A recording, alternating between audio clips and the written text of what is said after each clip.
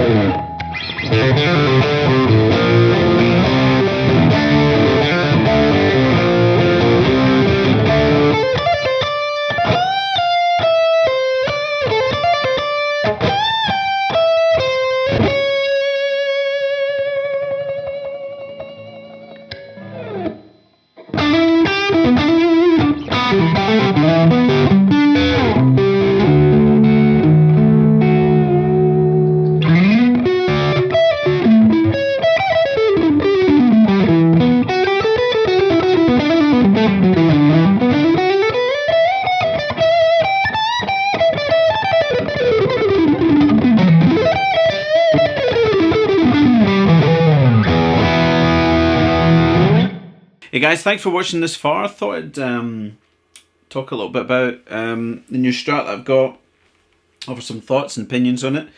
As you saw in the specs, this is pretty much it's an American vintage reissue, so this is from a 2009. This model got it second hand, but as you can see, it's meant to be a reissue of a typical kind of 57 Strat, or late kind of 50 Strat. We've got a V-neck here. Ash body with a white blonde finish. So a lot of I think it was 56 that they started moving to basically making all Strats from alder. So only the ash bodies were the ones that had this kind of white blonde finish. So you can kind of see the the grain through it, which you can kind of see on this a little bit, which is a nice touch. But one of the kind of most famous white blondes is the Mary Kay Strat, and that was kind of available to purchase from 57, even though Mary Kay had got to use it on and off from like 55, 56. But basically, it's a real vintage kind of style Strat, which is in comparison to my kind of custom assembled kind of Strat, which has got steel frets, big frets, high output, single coils and stuff. This is like more of a kind of vintage vibe, and I found myself kind of playing it that way. Now, why was I interested in getting one? Well, I saw that the Vintera range was released, and I was really intrigued about getting a maple only necked kind of Strat, just for extra little kind of funky, kind of spanky kind of sound. As I said, that guitar's great for kind of the rockier kind of things, and it does the funky thing too, but a maple neck Strat gives you that extra kind of snap. So I was looking at the Vinteras, but the only thing, basically this Nitro finish, I was after something with a Nitro finish on it, and I saw this on eBay for a great price. The original guitar had a white scratch plate, so the previous owners kind of put this kind of copper gold one on, aluminium one, for maybe kind of a Gilmore vibe, but I've left it on because I think it's pretty cool. It's old school controls, so basically this is a three-way switch, as you saw in the specs. So there's no in-between positions here unless you're balancing, like I did in the demo, which is fine, and that's how people did it for ages until, I can't remember if it was the 70s or whenever, when they brought in like the five-way.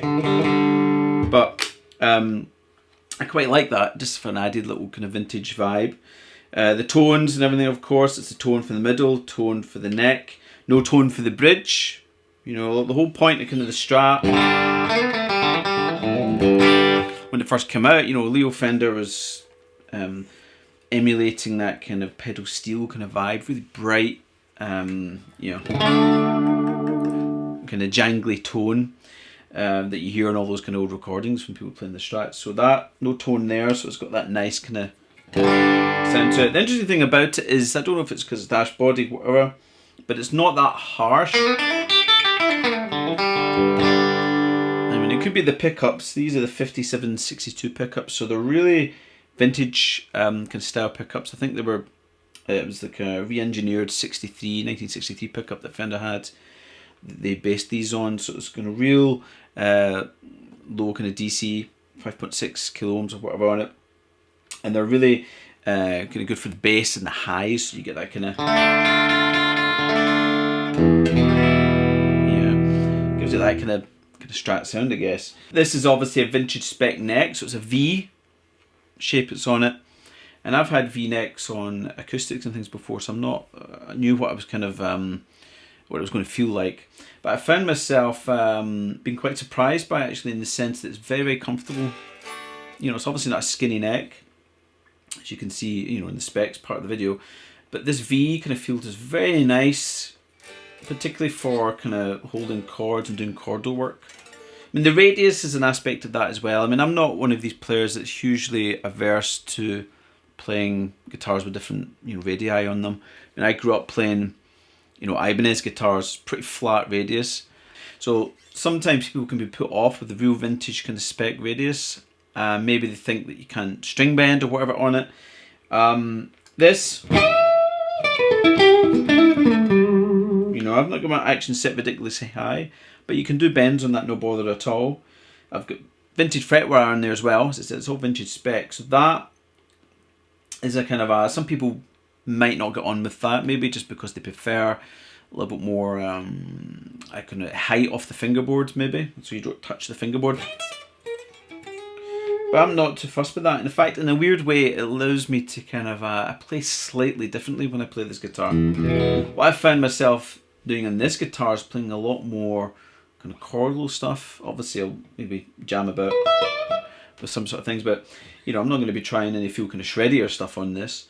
But that's the kind of vibe I get of it. So it's that kind of sound, you know, funkier stuff, soulful stuff, even a little bit jazzier kind of things sound great on this guitar.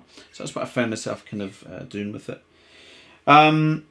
Standard bridge, you know, I've got it set slightly floating, steel saddles, you know, steel blocks, all nice high quality, you know, US made Fender sort of stuff. So yeah, I'm really, really happy with it. It's slightly different beast. You know, it is a Strat, you know, a Strat is a Strat, I guess, but it's a slightly different animal to this, and I do find myself playing slightly differently with them. The low output pickups in this is quite interesting because it gives you a little bit more headroom, so you can pile on the gain if you want. But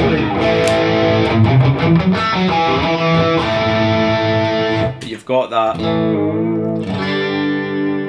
kind of sparkling clean thing going on too. So that's it. It's 2009 American vintage reissue 57 Stratocaster.